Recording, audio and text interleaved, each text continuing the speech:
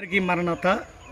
ఈ ఉదయకాలంలో దేవుని వాక్యం కీర్తనల గ్రంథము 118:8 వచనం. మనుషులు నమ్ముకున్న కంటే యెహోవాను ఆశ్రయించటం మేలు.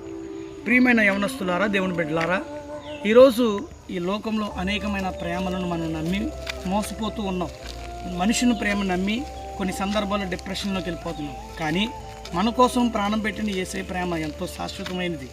నీ కోసం కలవరిగిరిలో ఆయన మరణం అయిపోయాడు. ఇది ఒక్కసారి చిన్న ఉదాహరణ చెప్పాలని ఆశపడుతున్నాను. అదేంటంటే, ఒక జాలరి గాలం వేసేటప్పుడు దానికి ఒక ఎర్ర పెడతా ఉంటాడు. ఆ ఎర్రకి ఆ సముద్రంలో పడినప్పుడు చేప వచ్చి ఆహారం అనుకుని దాన్ని మింగినప్పుడు ఆ యొక్క గాలం ముళ్ళు గుచ్చుకుంటుంది. అలాగే సాతాను మనల్ని పాపంలో పడవేస్తుంది. కానీ క్రీస్తు అంటున్నాడు, నా రక్తము మీ మీద ఎప్పుడు చిందిస్తాను, నా రక్తము ద్వారా మీరు కడగబడతారని చెప్తున్నాడు.